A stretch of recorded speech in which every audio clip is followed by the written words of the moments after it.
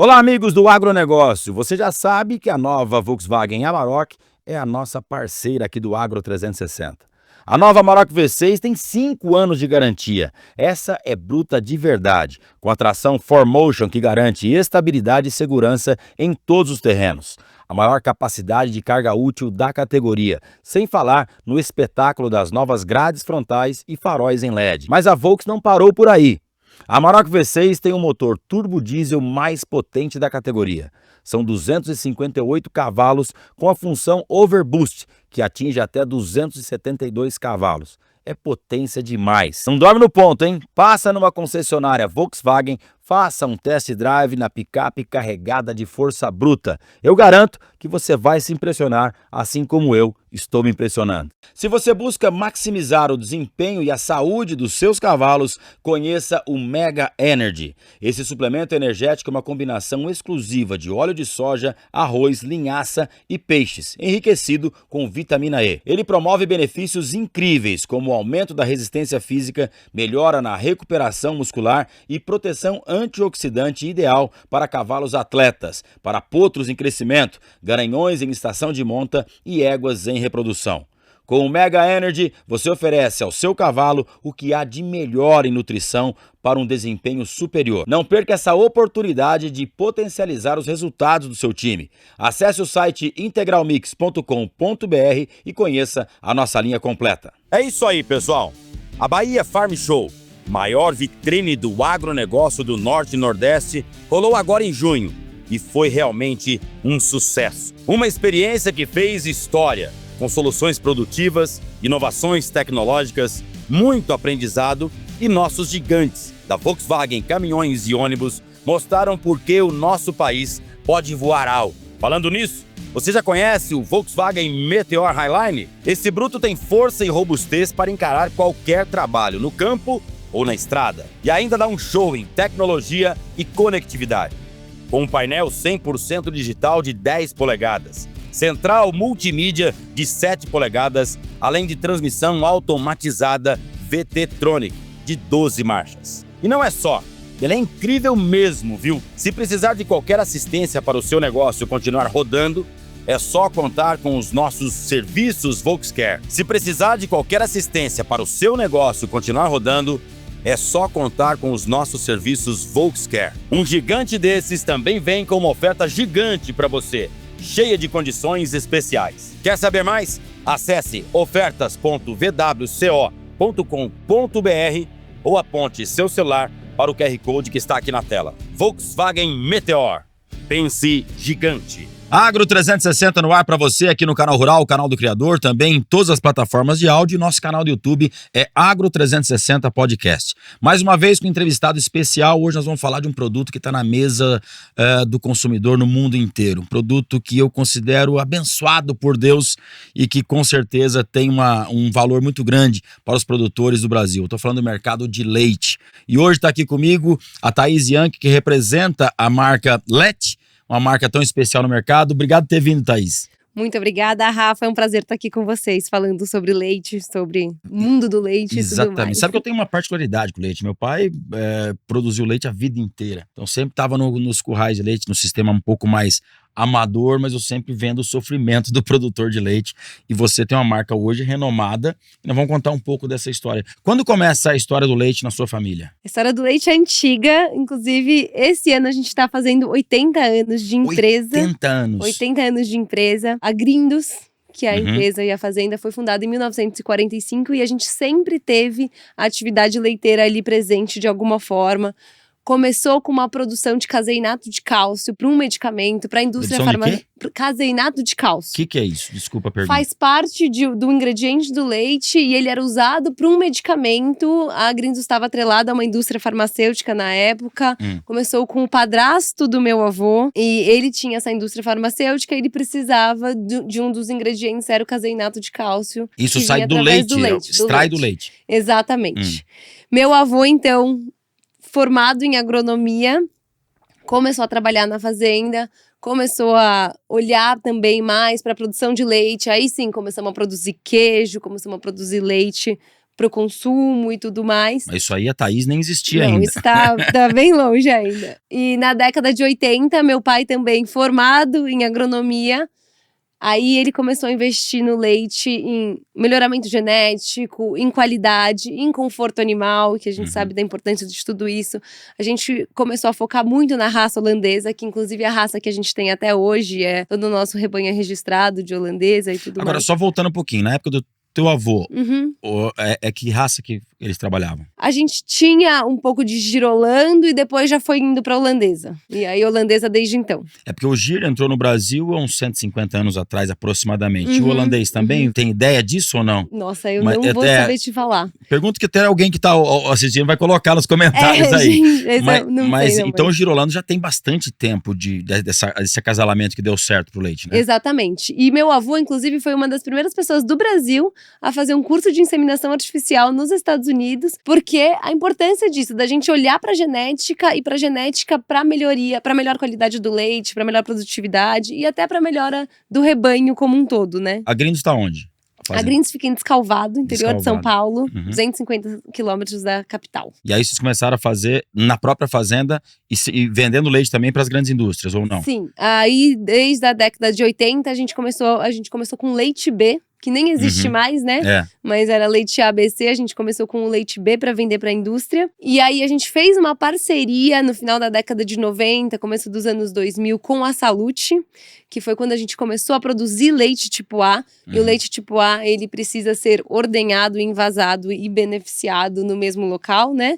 E é o de um único rebanho, não pode ter compra de vaca e tudo mais. Então as vacas são nascidas e criadas todas na fazenda. E aí, em 2007, a gente decidiu fazer a nossa marca própria, que foi a Lete. A Lete. É. Que tá nas gôndolas do mercado. Eu ainda estava na escola, estava no colegial nessa época, então não participei, mas quem começou com a Lete foi meu tio, que hoje também trabalha na fazenda, e minha mãe, que tocou toda essa parte de marketing e tudo mais. E aí começamos lá. Agora eu percebo que a Grindos, desde o início lá atrás, antes da marca Lete, sempre ela teve a questão de fazer escala e tudo mais e ter uma quantidade bacana. Quanto vocês tiram de leite hoje por dia? Hoje a gente tá com uma média de 70 mil litros de leite por dia. 70 mil por dia. 70 mil por dia. Pelo amor de Deus, é leite, hein? É leite. E isso aí é lá atrás, logicamente, não era esse tamanho todo, Não. mas sempre vocês tinham, na proporção da época, uma escala grande. Sim, a gente chegou a nossa ideia sempre foi, obviamente, pensar na escala, mas ali, né, nesse início dos anos 2000, a nossa ideia também era pensar em qualidade nesse sentido de como a gente pode agregar valor para um produto que é commodity, né? O leite, ele acaba tendo essa característica de ser uma commodity aqui. É muito difícil para o produtor, a safra e os preços que as vêm em dólar de fertilizante, o grão, milho, soja e tudo mais.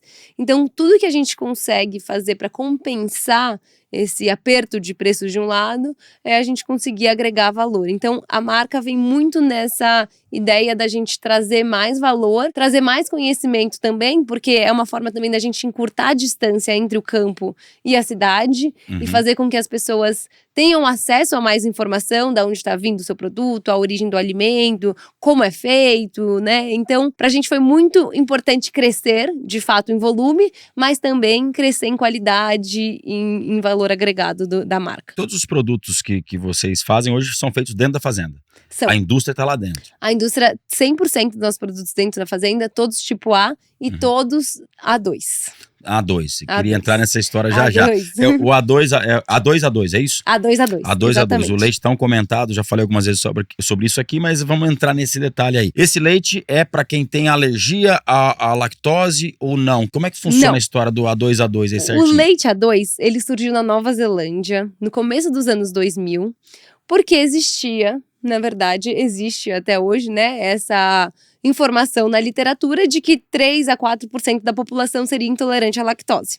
Mas, na prática, o que a gente ouve é 40 a 50% de pessoas que têm algum desconforto quando tomam leite. Os pesquisadores neozelandeses começaram a olhar mais a fundo para esses números que estavam discrepantes e eles descobriram que a vaca foi o único mamífero que sofreu uma mutação genética ao longo dos anos e desenvolveu a proteína A1. É um alelo, na verdade, o alelo A1.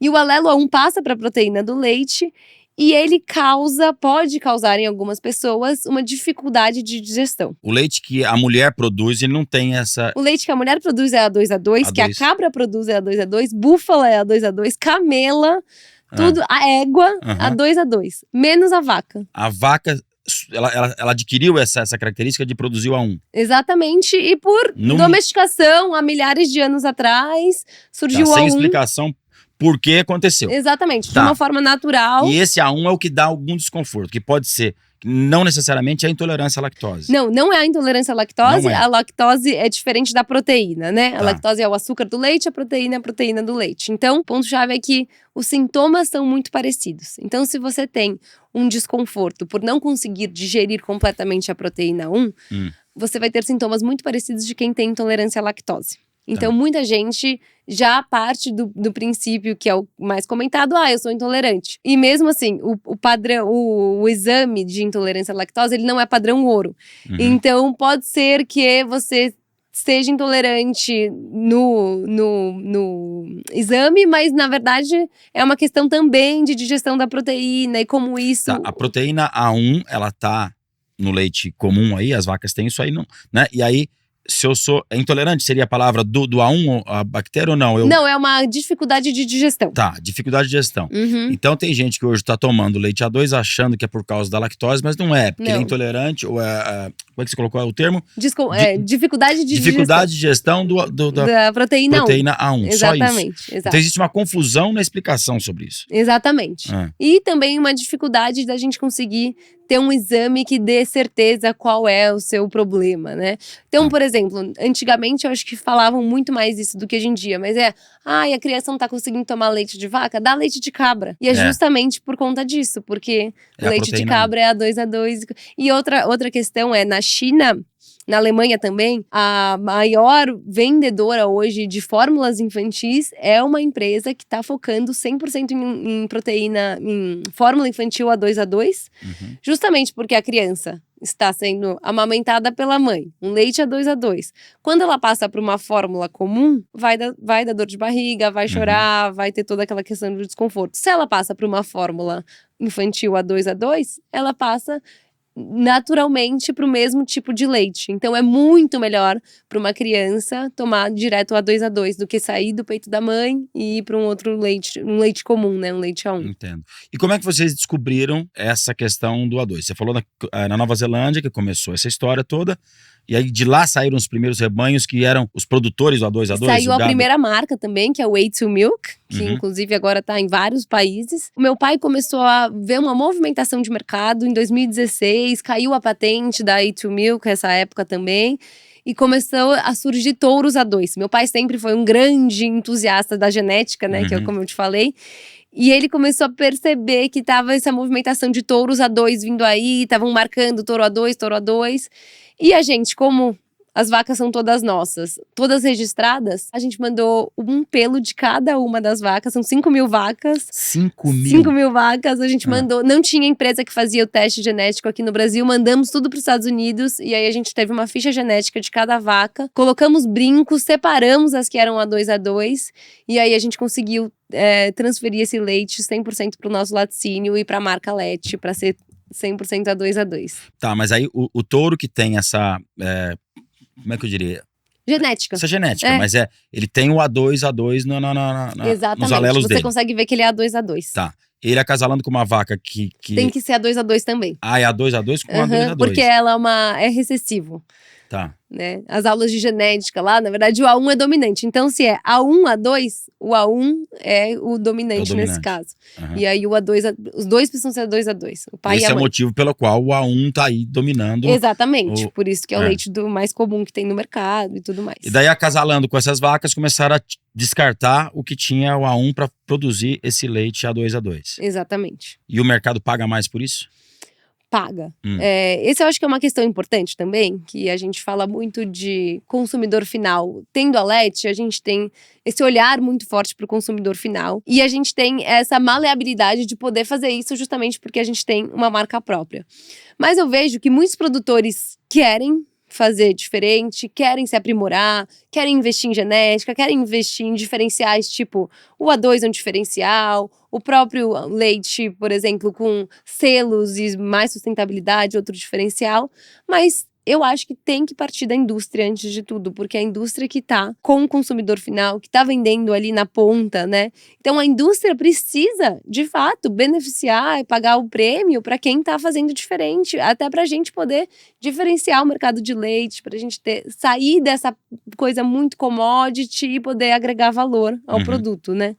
Então... Que é a grande dificuldade. Qualquer setor do agronegócio que a gente vem conversar aqui, você vê que quem está andando na frente está agregando valor. Exatamente. Né? Agora, o produto, se eu tomar um iogurte ou um queijo com o leite A2A2, produzido com leite A2A2, ele é diferenciado. Essa questão da dificuldade em digerir a proteína, ela está em todo o produto. Exatamente, está em todo. Então, o que você produz hoje, não só porque o leite 100% é A2A2, é tudo com essa garantia. Tem um selo sobre isso? A Anvisa, em 2021, a gente entrou com esse processo na Anvisa para a Anvisa poder reconhecer a funcionalidade do leite A2. Certo. E hoje ele é reconhecido como um leite de mais fácil digestão mesmo. E então, tudo que vai leite... E tem a proteína 2, com certeza faz muita diferença. Até para quem não tinha problema em leite A1 e tudo mais, ele é um leite leve, que as pessoas chamam, assim, é uma característica dele por conta dessa facilidade mesmo de digestão, que tudo fica mais leve. Eu vejo certos comentários, né? Não, a gente vê sobre carne, a gente vê sobre transgênico, uma série de coisas que você vê os comentários de quem não conhece, e gente falando que nós somos os únicos mamíferos que não desmamamos porque a gente toma leite pelo resto da vida. E eu vejo isso como até uma ofensa, porque não, é um baita de um produto de qualidade, não é? Exatamente. Como é que você vê essa questão das pessoas falaram que nós não desmamamos? Eu acho, tem uma frase até do Dr. Drauzio Varella, que eu acho sensacional, que ele fala, bom, a gente é o único mamífero que continua tomando leite, mas a gente também é o único que faz churrasco, que tira foto, que faz podcast. Então eu acho que faz parte da evolução humana a gente conseguir entender tudo que é bom pra gente e continuar aprimorando tudo isso. O leite com certeza faz parte disso. E eu acho mais engraçado se você colocar um pires de leite, um gato vai beber, um cachorro vai beber, e não é que eles não querem, é que eles realmente não têm capacidade de ordenhar, e né? Talvez não seja oferecido para ele, Exatamente, e é um produto caro, porque senão a gente poderia estar dando para outros animais, e a gente não dá justamente porque é um produto que é altamente nutritivo, a absorção de cálcio é ótima, e é um produto caro, né? Então a gente precisa valorizar o leite mesmo. Portanto, meus amigos, bebam mais leite. É verdade. Beba mais leite. Inclusive, Rafa, desculpa te interromper até, mas a gente passou por um período, eu vejo que o ovo também passou forte por isso, que é primeiro por um período de negação do alimento, né? Como se ele fosse o pior alimento do mundo, entra também nessa questão. Falava disso, né? E a vaca tá sendo explorada e tudo mais. Bom, eu acho que a vaca, primeiro de tudo, não existe ninguém que queira mais o bem-estar da vaca do que o próprio produtor, porque é o bem mais valioso que os produtores têm, né? Isso a gente parte desse princípio. E o outro ponto que eu vejo, uma mudança na sociedade, é essa, principalmente depois da pandemia, essa volta por produtos mais naturais. E que estão muito atrelados a isso, ao ovo, ao leite, à própria carne. E que é uma busca por saber a origem. Então você sabe a origem, é muito fácil de saber a origem quando o produto é certificado, quando ele tem toda essa rastreabilidade. E que as pessoas querem voltar a essa coisa natural, a consumir produtos mais naturais, a estar mais em contato de alguma forma, né, com a natureza em si. E saiu até um artigo há uns 3 anos atrás no New York Times, falando, era em inglês, né, que é Hot Girls Are Drinking Milk Again. E fala justamente que as meninas, né, bonitas estão voltando a tomar leite, é leite de vaca mesmo, justamente por esse apelo a voltar para o natural, a voltar para uma coisa mais que a gente tenha esse contato mais próximo, né? Então eu acho isso muito legal. E eu costumo brincar, principalmente em casa, eu falo, leite quem dá é vaca, cabra, búfala, soja não dá leite. Aveia não dá leite. Aveia não dá leite, então verdade. Não é leite de soja. Não Exato, é bebida vegetal. Exatamente. Tem uma história que os Estados Unidos, acho que se não me engano no Texas, eles não permitem chamar carne de soja de carne, né? É pasta de soja, bolo de soja, não fala, porque eu acho bacana isso, essa autoproteção do americano em cima do produto verdadeiro, né? Sim, eu acho também, porque no fim a gente fala tanto em querer mostrar a verdade para o consumidor E isso acaba sendo um pouco de, né, de simulação do que o produto é mesmo. Eu concordo, eu também acho que tem que dar o nome verdadeiro para as coisas. Agora, nessa questão que você falou da proteção dos animais, eu vivo isso na pele, com rodeio, com provas, equestres e tudo mais, quase que diariamente. Acho que as pessoas pegaram alguma imagem mal feita de algum lugar, de algum criatório que não merecia respeito e usam isso para generalizar a cadeia, né? Mas eu costumo dizer, se você pegar um bezerro, fruto de uma vaca sua aí, do seu plantel, e deixar ele para mamar naturalmente na vaca, ele morre em alguns dias porque ele não aguenta tomar aquele leite todo. Não é isso? Exatamente. Vai dar uma diarreia naquele bezerro que ele vai morrer em poucos dias. Então, o próprio cuidado que nós do campo sabemos fazer é colocar ele num lugar específico para ele ter esse cuidado especial, não é isso? Exatamente. E outra questão é que a vaca, a gente fala que a vaca holandesa, né, também é uma vaca muito atleta, né, porque ela foi muito trabalhada geneticamente para ela entregar uma quantidade muito grande de leite. Exatamente, é muito mais do que um bezerro sozinho conseguiria tomar. E também tem casos de que ela deita no bezerro, né, pode matar, amassando, machucar e tudo mais. Então, em tudo que a gente faz na fazenda, a gente tem 3 pilares lá para um leite de qualidade, a gente fala muito em 3 pilares, que é a nutrição, a genética e o conforto animal. E o conforto animal está em todas as ações, em todos os nossos investimentos, a gente pensa muito nisso, porque tudo que você entrega para a vaca de conforto, ela te devolve em leite. Não tem conta mais simples do que essa e mais direta nesse sentido, né? O conforto é primordial. Uma troca de ingrediente nem se fale, mas uma troca de ambiência já muda o resultado dela na produção, né? Totalmente, ainda mais quando a gente fala de vaca holandesa, e eu acho que isso é importante frisar também, a gente pensa em vaca como, a gente não, né, mas a sociedade pensa em vaca como um animal, como se fosse um padrão, né, um bem geral. Mas na verdade existe um monte de raças diferentes que vêm de partes diferentes do planeta, que têm necessidades diferentes. A vaca holandesa, por exemplo, ela fica muito mais feliz se ela está num ambiente refrigerado ou com climatização, né, de ambiente. Então a gente, na fazenda, por exemplo, a gente tem sprinklers, a gente tem ventilador, a gente tem um túnel de vento, e muito melhor do que ela no pasto, no sol, com carrapato, com mosca, que é uma vaca europeia que não está acostumada com parasitas, né? E é diferente de um gado mais rústico que vai estar no pasto, que vai ficar muito mais confortável no pasto. Então tem que olhar para especificidade de cada raça, de cada animal. Qual que é o sistema de vocês lá hoje? Hoje é freestall. Freestall. Não fizeram o compost barn? A gente tem compost para as vacas pré e pós-parto, e a gente tem um túnel de vento para as vacas em lactação que estão em período de inseminação. Tem gente que usa o freestall, aliás, o compost barn para lactação. Vocês não usam para vaca em lactação? O nosso é freestall, Então, o seu gado pouco fica a pasto? Pouco. As vacas hoje têm acesso a solário, mas é até engraçado isso. Se você vai lá hoje, agora, um sol do meio-dia, imagina, não vai ter nenhuma vaca para fora, né? É muito uma questão de, num fim de tarde, de inverno, que tá mais friozinho, até você encontra algumas para fora, mas a maior parte do tempo elas passam comendo ou deitadas na cama de areia. Deve ter gente nos ouvindo, nos assistindo, que não conhece quais são os sistemas. Bom, o freestall, pra gente explicar para quem tá em casa, qual a diferença do freestall pro compost barn, por exemplo? O freestall a gente, traduzindo, chama de estabulação livre, em que a vaca tem a liberdade de escolher se ela quer ficar dentro nas instalações. As nossas instalações são com cama de areia, tem aspersores de água, tem ventilador e tem acesso 24 horas à comida, né, ao coxo.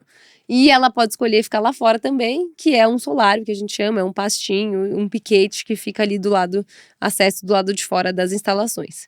O compost, na verdade, ele é um prédio fechado, uma instalação fechada, em que toda a parte, o compost é justamente o nome do chão, piso, da cama, né? Da cama delas, que é feito com compostagem, com cama de misturas e tudo mais. De madeira, né? Cama de frango, né? Também, né? E tudo, serragem, exatamente. E aí vai transformando aí nessa cama em que elas ficam super confortáveis também, deitam e tudo mais. É isso, a vaca, ela é um animal que ela precisa ruminar por muito tempo, então ela precisa passar muito tempo relaxando, deitada, ruminando. Isso quer dizer que tá tudo funcionando bem para ela, né? Para vocês, você falou no pré-parto, vai pro compost. Pré e pós-parto. Pré e pós? Exatamente. E ela vai parir aonde? Ali dentro? Ela, na verdade, quando ela tá a gente tem todo o acompanhamento, quando ela tá pra parir, ela é separada numa parte fora das outras e aí ela pare ali. Pare sozinha. Mas mas ainda tá em cima do compost. Aham. Ah, tá, em cima do compost, que ali é bem confortável, creio eu, Exatamente, bem natural, é super confortável. Né? Pra que ela possa parir com segurança. E dali, ela vai, pro pós-parto, fica quantos dias com o bezerro ainda? A gente tira o bezerro, e aí o bezerro já vai pros cuidados direto, toma colostro, tudo mais, e ela fica mais ou menos uns 15 dias no pós-parto, até a gente conseguir ordenhar todo o colostro, ir mudando aos poucos também a dieta, né? Que eu acho que a nutrição é outra coisa muito importante.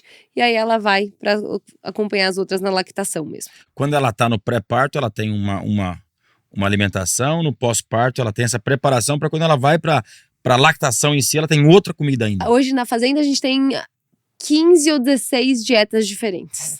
Que são pensadas para diferentes fases de vida, né? Tem as bezerras, as novilhas, pré-parto, pós-parto, secas, tudo. Tudo isso é muito complexo, né? Hoje o sistema de ordenha é o quê? O carrossel? Não, hoje é paralelo, são 60 lugares. 60? Quantas ordenhas por dia? 3 ordenhas por dia. Hoje a gente tá operando mais ou menos 23 horas por dia. 1 hora para limpeza e parada. 1 hora só pra parar. Então, são 3 turnos. A ordenha quase que não para. Não para. Quase não para. Para por essa 1 hora que exatamente, são 3 turnos. Então, agora tem vaca sendo ordenhada. Não sei que hora que estamos assistindo, mas agora tem vaca sendo ordenhada. Natal, feriado, assim, a vaca, ela precisa ser ordenhada, né? São vacas que realmente produzem muito leite, então, de fato, não tem como parar. E como é que controla o horário da ordenha de cada vaca? Como é que funciona isso? Porque pra gente lá do interior que tirava o pequenininho lá, você tirava lá, sei lá, 5 da manhã, 6 da manhã e depois às 3 da tarde. Era só isso. E a vaca via. Como é que você controla qual vaca vai pra ordenha? Tem todo um controle disso? Tem todo um controle. Todas as nossas vacas têm também chip pra gente acompanhar. E elas estão todas separadas em lotes. Então, a gente, inclusive, porque é isso, né? O primeiro lote da madrugada, a gente já puxa pro nosso laticínio pra gente poder começar o invase e tudo mais. E aí, todos os lotes vão começando, 5 da manhã começa a ordenha, então vai lote 1, lote 2, lote 3, até acabar. Aí já tá dando tempo de começar o lote 1 de novo para a ordenha do almoço e assim sucessivamente, todos os dias. Então você trabalha com uma equipe gigantesca lá dentro da empresa? Não é tão grande assim, porque o fato da ordenha ser automatizada nos ajuda muito nessa questão. Eu acho que isso é uma coisa que meu pai enfatiza muito da importância de todo mundo saber exatamente sua função e a gente conseguir fazer essa passagem mais eficiente possível. Então a vaca ela fica ali entre esperando para entrar, ser ordenhada e sair 12 minutos. Se ela chegou, daqui 12 minutos ela tá saindo. Exatamente. Para isso também ser tranquilo, ser feito de uma forma fácil, rápida e que pessoas ordenhando ali, a gente tem mais ou menos, acho que é uma média de 4 pessoas.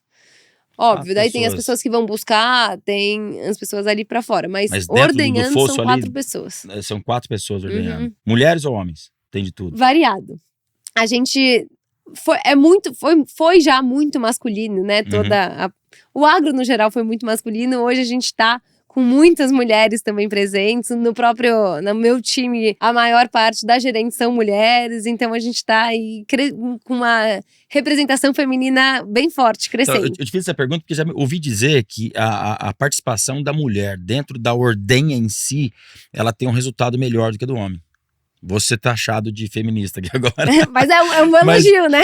Então, mas diz que a percepção da mulher na questão da lactação é muito bacana. E o carinho, o cuidado ali é diferente do trabalho masculino. Exatamente. Eu acho que você falou certíssimo. Eu acho que o carinho e gostar de animais, gostar de bicho e ter esse olhar pro animal é muito importante. E eu acredito que a mulher tem, de fato, esse olhar de cuidado mesmo. É isso, você tem que... Quando você vai fazer a limpeza, né? Exatamente. Então é muito legal de ver a representação feminina crescendo, assim, toda a empresa, no agro como um todo, eu acho muito legal. Isso é bacana, isso é bacana. Você falou de ser tudo automatizado. A colocação da ordenhadeira no texto Essas são as pessoas. Isso é manual. A limpeza e a ordenha, e colocar a ordenha, encaixar, é tudo manual, com a pessoa.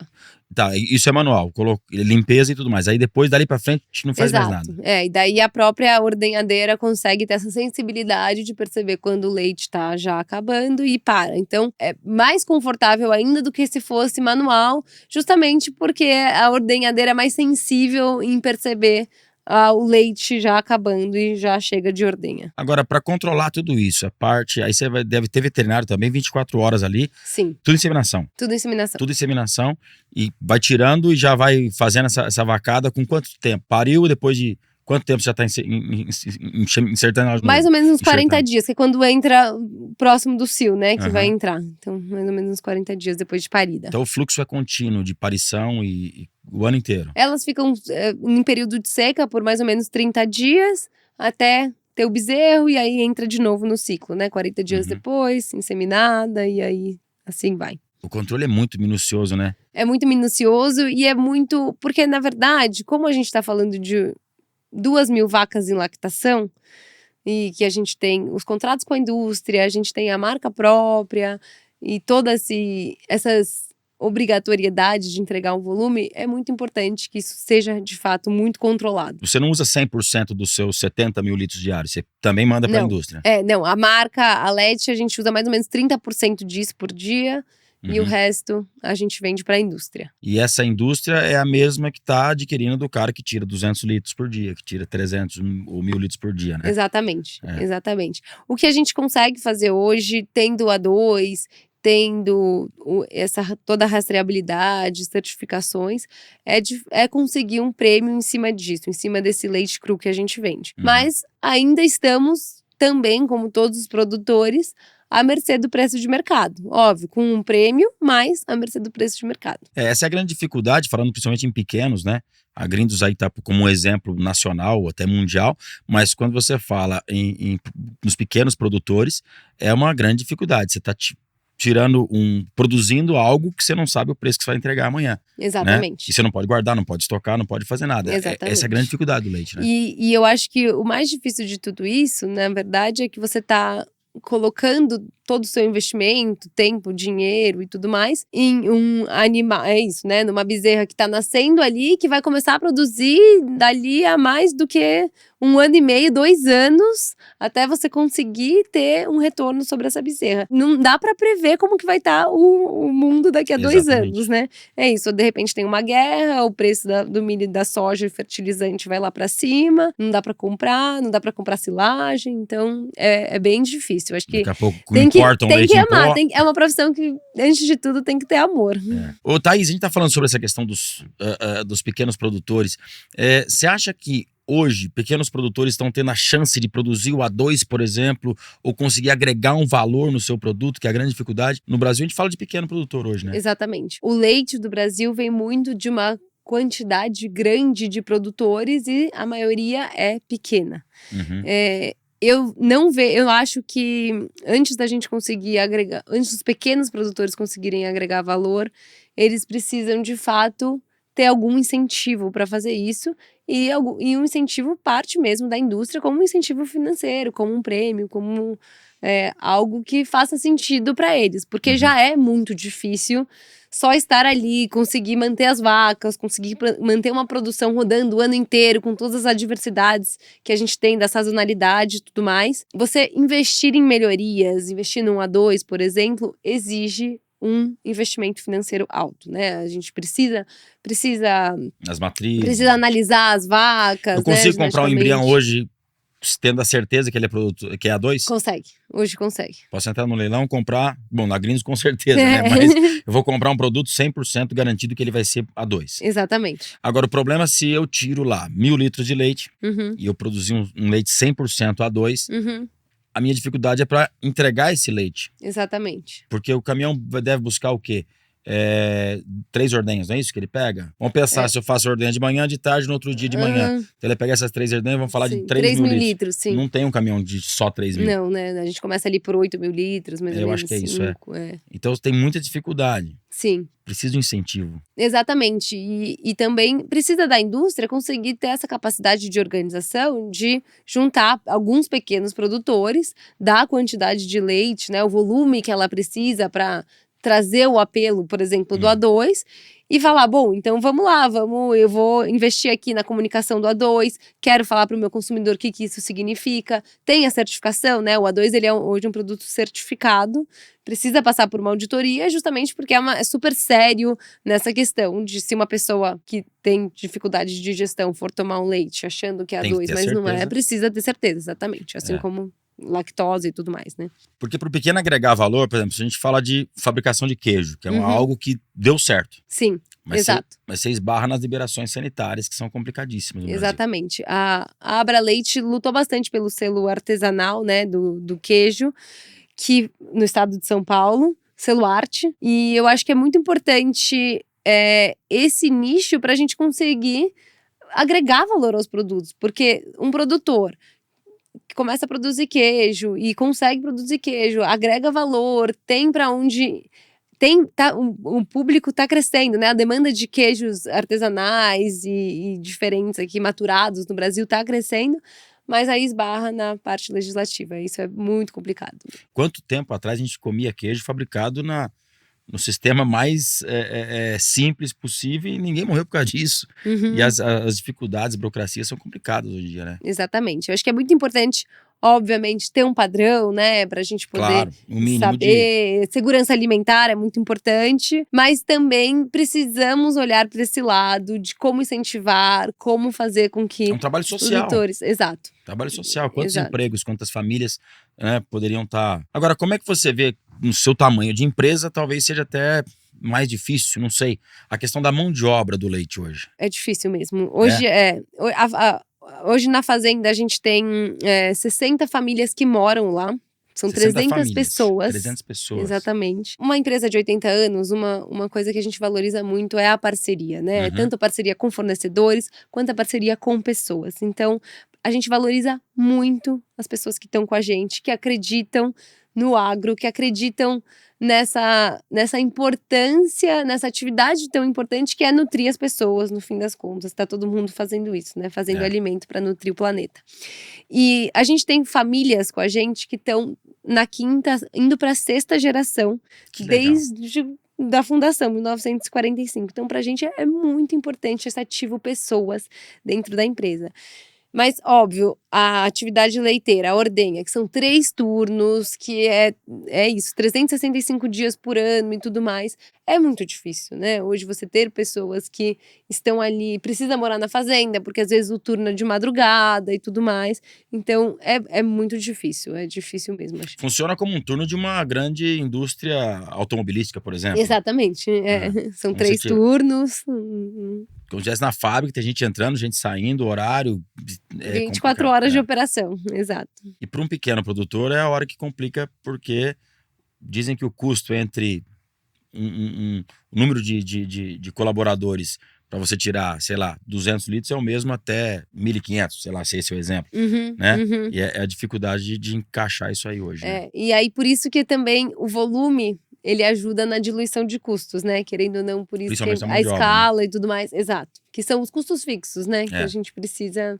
Não tem como, eles existem e eles precisam ser diluídos de alguma forma. E é com escala que a gente consegue. E aí a gente entra nessa questão muito difícil do produtor pequeno, que é ele começa com incentivos, né? Incentivos financeiros e tudo mais. Só que se ele cresce um pouco e se ele começa a ter a autonomia dele, começa a querer ganhar escala, ele perde os incentivos. Então é um ciclo muito difícil para sair dessa quantidade e chegar numa escala que faça sentido a operação, né? Exatamente. É interessante falar sobre isso, porque o pequeno tem ali o incentivo um pouco melhor em taxas de juros, etc. Mas quando ele passa de um certo nível, ele perde aquilo lá. Então, quer dizer, não existe um incentivo para o cara crescer. Não existe, exatamente. Né? Enquanto que os Estados Unidos, por exemplo, tem um trabalho muito bacana em cima da produção de leite, né? As fazendas lá são muito incentivadas, o governo está ajudando todo dia, né? Exatamente. Agora, lá nos Estados Unidos também a gente vê vários tipos de leite. Aqui a gente tem o que hoje? Na gôndola eu tenho o A2 e o que mais que eu tenho de leite? A gente tem o tipo A, né? Que é o leite fresco. A gente tem o leite só pasteurizado, que ele não é tipo A, então ele é fresco, mas ele não é tipo A, ou seja, não é ordenhado na mesma fazenda. É aquela história que ele vai numa temperatura elevada e volta, é isso? Na verdade ele vai a 75 graus. E aí ele já é resfriado. Então ele tá abaixo do nível de fervura, onde então são preservadas as características físicas e naturais do leite e mantidas lactobacilos vivos e a parte viva do leite. O leite de caixinha, o leite UHT, ele vai acima de 120, 130 graus, 150 Que é o leite graus. que fica na prateleira 6 meses e não estraga. E aí ele é esterilizado, e aí por isso que ele é possível ele ficar fora da geladeira. A gente chama de leite morto, né? Leite estéreo, leite estéreo. Leite estéreo. Esse é uma briga com o produtor, né? Esse é um grande vilão pro produtor, não é esse leite de caixinha. O leite de caixinha, ele tem o seu papel que eu considero muito importante, que ele consegue ser pulverizado para todo o país, né? Hoje a gente tem alguns lugares de super difícil acesso e é muito legal que ele consegue chegar lá, porque senão uma cadeia de leite refrigerado é muito mais difícil, muito mais cara de chegar e tudo mais, né? Então, o papel do leite UHT é muito legal nessa pulverização e acessibilidade, né, para todos os brasileiros. Mas ele perde muitos nutrientes, né? E ele acaba, sim, eu acho que assim, podendo escolher, podendo ter acesso, o leite fresco, de fato, são mantidas e preservadas, toda a parte mais nutritiva, a parte mais viva do leite é mantida, então, podendo escolher, o leite fresco é melhor mesmo. Tá, então nós falamos desse leite de caixinha, como é que chama ele? O HT. O HT.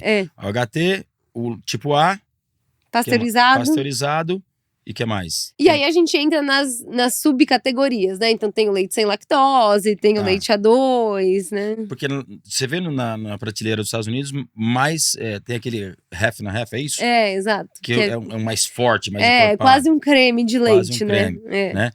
Parece que tem mais números de Exatamente. Tipos de leite. Eu não sei se você já viu, mas agora tá entrando também em destaque um leite não homogeneizado. Lá ou aqui? Lá fora.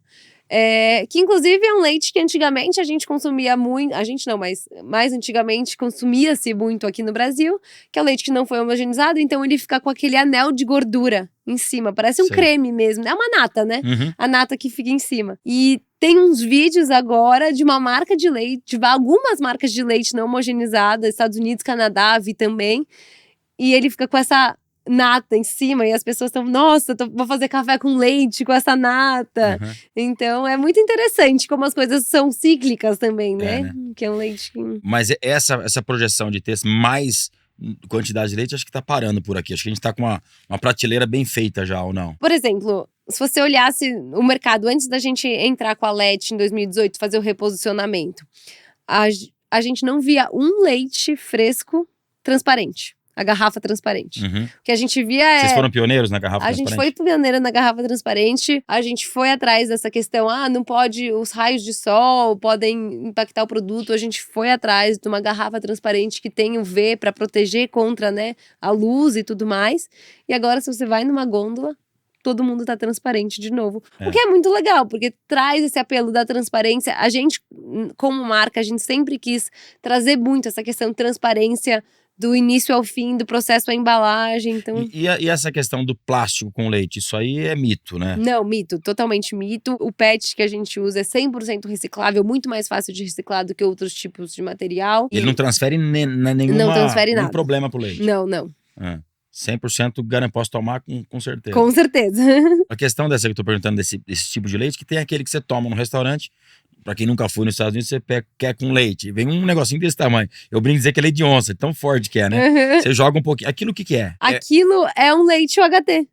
Que acho que eles põem um pouquinho mais de gordura. Então ele fica parecendo um creme. Porque você joga uma dosezinha assim, ele transforma o seu café num café com leite. Exatamente. Mas o que é interessante, comparando o mercado americano com o nosso aqui, é que lá eles consomem, a maioria, 90% é leite fresco.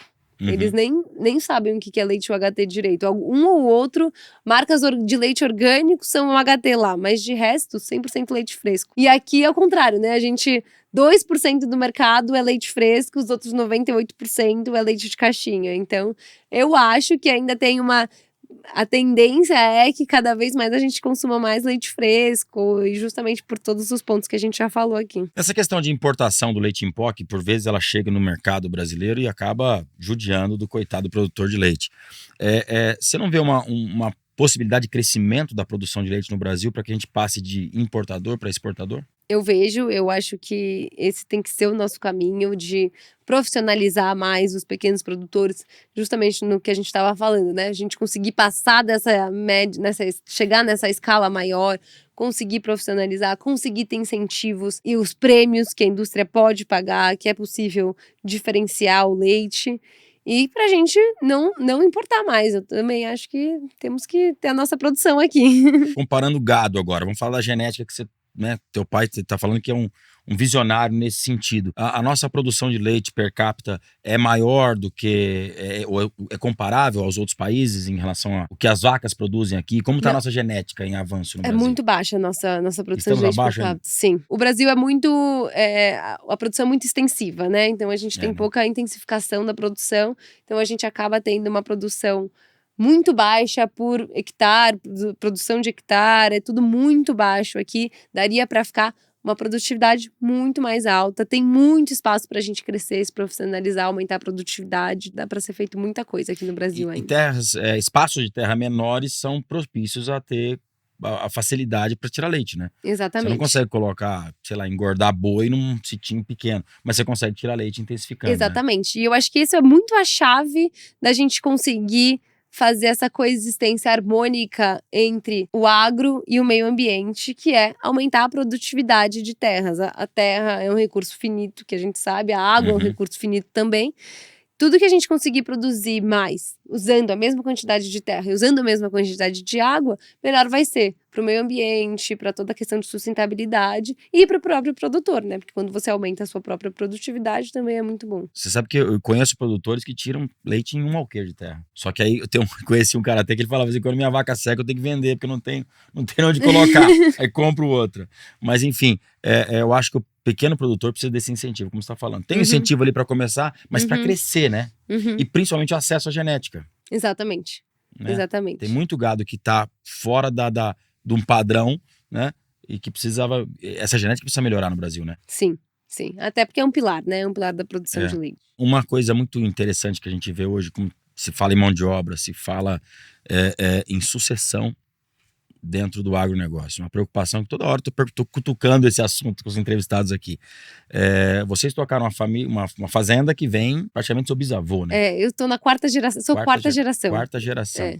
Como você vê o sucesso da sucessão familiar no agronegócio? Eu vejo como uma necessidade, primeiro uma necessidade, né? A gente precisa pensar na sucessão do agro como parte vital da gente continuar produzindo alimentos, da gente continuar fazendo esse papel tão importante de nutrir o planeta.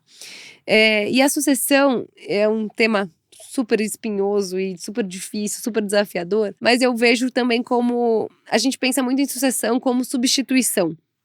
E eu acho que traz esse aspecto negativo no sentido de alguém precisa morrer para eu substituir alguém e aí ter a sucessão. E eu acho que é muito legal a gente poder falar de sucessão antes de falar de substituição e tudo mais. Sucessão como expansão de negócio, como trazer olhares diferentes, perspectivas diferentes, caminhos diferentes.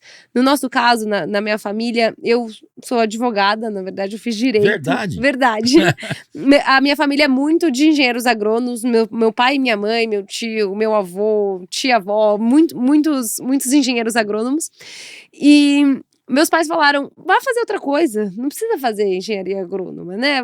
Sai um pouco desse campo. E eu saí, trabalhei como advogada, trabalhei na área jurídica de empresa, e aí eu voltei por conta própria, querendo fazer um projeto diferente. E quando eu voltei, eu criei esse processo para mim mesma de trainee na área comercial da LET, aqui em São Paulo, justamente para poder entender, conhecer, viver o dia a dia, e mergulhar mesmo nessa área comercial que eu não tinha experiência nenhuma, né? E aí hoje eu vejo que foi muito importante para eu conseguir ter um olhar mais amplo sobre o dia a dia, sobre o que a gente precisava fazer, o que estava faltando ali na gôndola, porque do lado do meu pai, do lado do meu tio, eles sempre estão muito dentro da fazenda, dentro das porteiras da fazenda, né? E aí estar aqui no comercial em São Paulo me possibilitou olhar fora da porteira, ter esse acesso muito mais próximo com o nosso consumidor. Então foi muito legal para a gente ter ideias e para depois, em 2018, a gente conseguir expandir o negócio, fazer todo esse reposicionamento, conseguir pensar também fora da porteira. Eu acho que a sucessão tem que vir com essa ideia também de expansão. Como que a gente pode expandir? Como a gente pode olhar, pegar um negócio que tá rodando, que tá super legal e, de fato, assim, quando eu entrei, é uma empresa super antiga, super tradicional, que dá até um medo, né, de você falar, meu Deus, o que eu vou fazer com isso?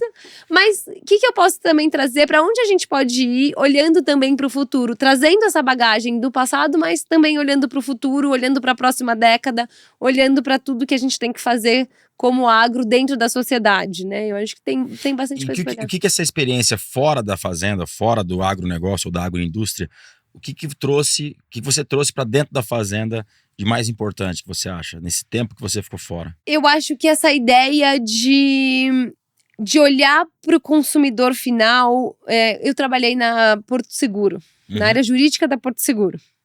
E é uma área que eu lidava muito Tem com... nada a ver com fazenda. Nada a ver, seguradora, nada a ver. Mas eu olhei muito para essa parte do consumidor, nesse sentido de, caso a caso. A gente analisava caso a caso do que estava acontecendo, sinistros e tudo mais, né, dentro da seguradora. E isso me possibilitou ter essa visão mais particular para cada pessoa. E às vezes a gente fica com essa necessidade ou essa ansiedade de, nossa, preciso abraçar o mundo, né? Preciso que o agro às vezes tem um pouco isso de preciso que todo mundo goste do agro. Às vezes não é isso, né? Às vezes a gente tem que olhar para a particularidade de cada um. Tudo bem, tem pessoas que não vão acreditar em produtos de origem animal e a gente pode respeitar também. O que a gente tem que olhar é quem que está precisando de informação, quem está precisando entender melhor sobre um produto, sobre uma origem de alguma coisa e quer, né, consumir um produto bom, de qualidade, como é que a gente pode atingir esse público? Então, ajudar a olhar com mais particularidade para cada pessoa, para cada grupo de pessoas. Eu acho que foi muito bom. Muito bacana o que você falou, porque às vezes a gente fica querendo brigar, né? Exato. Não é assim, a gente não desmata nada e tal, que é verdade, lógico. Exatamente. Mas só que não adianta, tem gente que não vai entender isso. Sim. E não quer entender. Sim, né? sim. Então é o que você falou, olhar a particularidade de cada um e beleza, não quer, vambora. Exato, né? E eu acho que Diana, minha irmã, que trabalha muito com comunicação, ela fala muito isso. Às vezes a gente fica muito focado em tentar converter as pessoas que não acreditam e não querem saber, quando a gente podia estar olhando para um público que está super carente de informação, super atrás de produtos e de origem, só que a gente está perdendo tempo com um grupo que não é isso, temos que olhar para outros lados, né? Que bacana, sensacional. E a sua irmã tá junto com você nessa empreitada de quando veio dar uma viradinha de chave aí na Exatamente. Ela é responsável por toda essa parte de comunicação, todo o reposicionamento, embalagens e tudo mais. Eu brinco que eu estando mais à frente do comercial, ela recebe toda a garrafa tá tão linda, nossa, como vocês fazem tão bonito, essa embalagem e tudo mais. E o meu eu não tô encontrando leite na minha cidade, não tem nada, não sei o quê. Daí eu falo, você recebe todos os elogios e eu sou as broncas aqui. Quando chegou essas duas meninas para dentro da empresa, querendo revolucionar ainda na questão de sucessão, como foi a aceitação da família nesse sentido? A gente se considera muito privilegiada nesse sentido. Eu sou a primeira neta e a primeira mulher também a assumir uma posição ali de um cargo de liderança dentro da empresa, dentro da família também. Mas eu me considero muito privilegiada justamente porque eu tive muito espaço para poder exercer tudo que eu queria, das nossas ideias, ter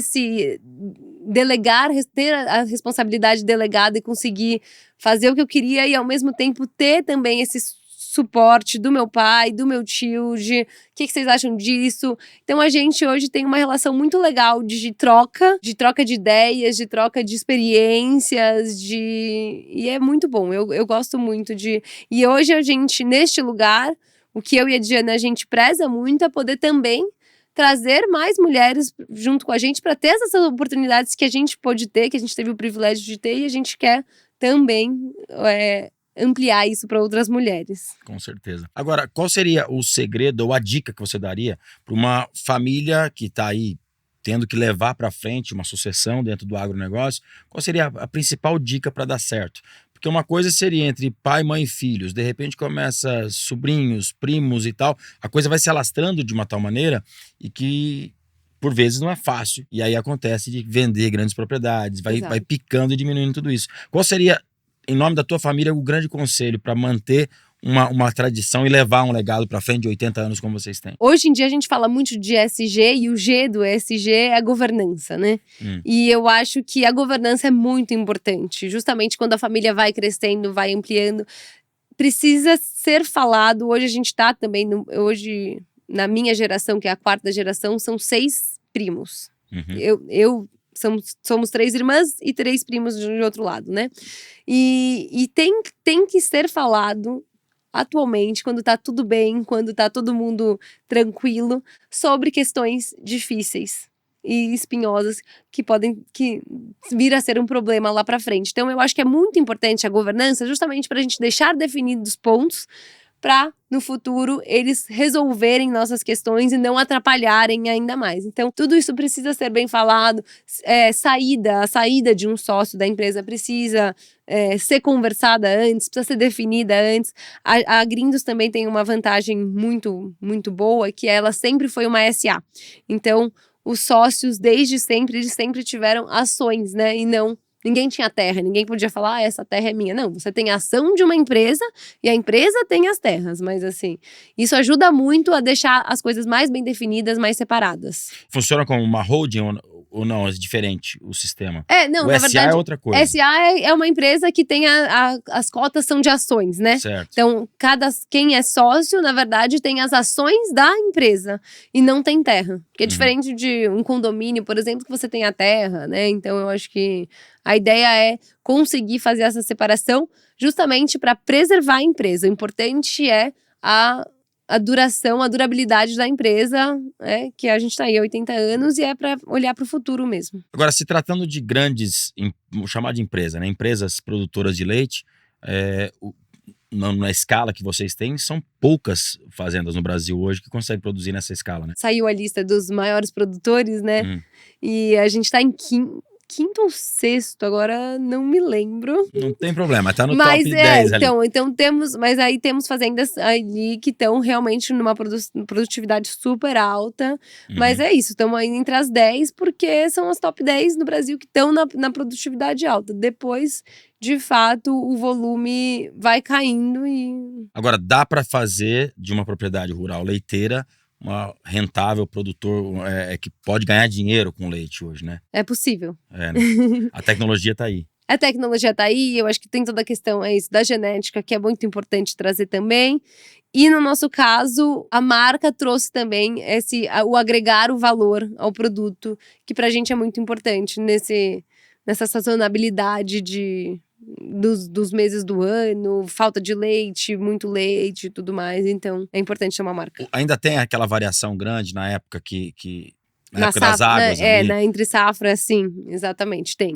A indústria vai te pagar bem menos, em tese. Na verdade, no meio do ano, acontece uma escassez de leite, justamente por conta das secas. E o preço do leite acaba subindo. Certo, normalmente é isso que acontece, né? Eu lembro que na época das águas ali, na minha região tinha tal da cota, que você tinha que fazer a cota na época da seca para depois receber um pouco mais de bônus ali na época das águas, né? Porque aí quando chove a produção aumenta e sobra aí, leite. Exatamente. E isso aí não acharam ainda o ponto de equilíbrio para tentar desovar esse leite para algum lugar, não acharam ainda um formato de não lesar tanto o produtor nessa época, né? Não acharam. Eu acho que, assim, existem anos piores, anos melhores, anos um pouco mais estáveis. Em 2022, a gente teve uma subida do leite super alta, né? Porque também custos muito altos. Inclusive, esse ano, na verdade, demorou muito para o preço do leite subir. E os custos estavam apertando todos os produtores. E aí, deu aquele custo altíssimo de leite. Porque um monte de gente também desistiu, né? Não tinha como continuar. Mas eu ainda acho que é muito imprevisível nesse sentido de... Porque quando a gente fala do ciclo pecuário no corte, né? A cada X anos, dá aquela coisa, bateu fêmea, não sei o quê, você tem o ciclo pecuário. Eu costumo pensar que o leite tem um ciclo anual, né? Anual, exatamente. Todo ano tem um ciclo. Tem. Todo ano você tem um ciclo, a baixa é alta, todo ano Exato. tem. Já é de se esperar, vai cair, vai subir, é isso. Sem dúvida, é uma profissão que eu admiro muito. Eu acho assim, o meu medo é quando começa a cair muito o número de produtores. Começa a faltar leite lá na frente, sobe para quem precisa comprar e começa a tirar o equilíbrio da conta. Exatamente. Eu acho que é essa questão que a gente falou, né? Do como manter esses produtores, como manter os pequenos e fazer com que eles consigam crescer.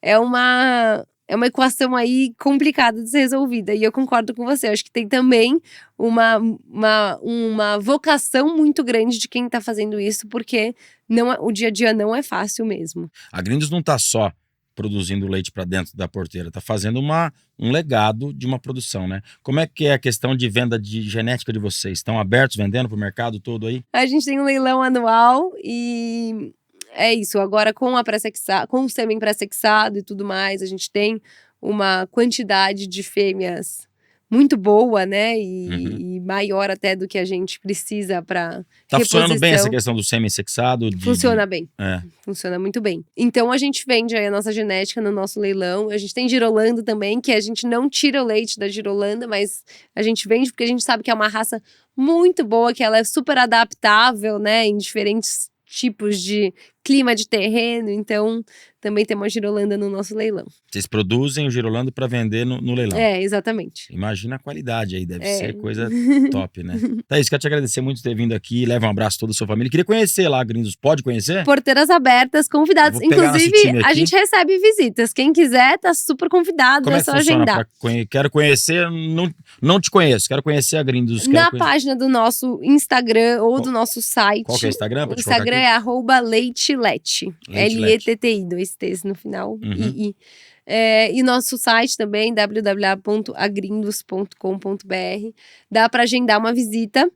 E aí a gente recebe, faz uma visita e tudo mais. Então, acho que é importantíssimo a abertas. gente deixar essa propaganda aqui, porque eu acho que essa comunicação, eu costumo dizer que é que nem cozinha de restaurante, né? É aberto para conhecer e ver toda a seriedade e comprometimento num trabalho sério. Exatamente. Quando a gente fala da transparência do processo, a embalagem, a gente leva a sério isso. A gente Não quer é só a embalagem que é transparente, Não, né? é toda a operação. Então, convidadíssimo. E eu gostaria de agradecer também a oportunidade de falar um pouco da Que Leti. isso, leva um boné de participação. Muito obrigada. Sua lembrança aqui. Aqui. Leve um abraço a toda a família e quero dizer que, da minha parte pessoal, tenho uma admiração muito grande para quem produz leite, produtor rural de uma forma geral, mas produzir leite não é fácil, né? Todo santo dia, não tem Natal, não tem Ano Novo, não tem feriado, não tem nada, e fazer em larga escala como vocês fazem é realmente de um orgulho muito grande. Muito obrigada e parabéns aqui pelo que vocês estão fazendo também, acho que é muito importante. A gente falou muito de comunicação com o consumidor final e com o público, então é um trabalho muito legal também essa divulgação. Então vamos trazer sua irmã para falar sobre comunicação do agronegócio aqui. Vamos. É isso aí. Obrigado mais uma vez. Obrigada, gente. Esse foi o bate-papo muito gostoso, falando sobre produção de leite com a Thaís Yank, representando aqui a Fazenda Grindos e a marca Lete. Semana que vem estão de volta com mais Agro 360. Até lá!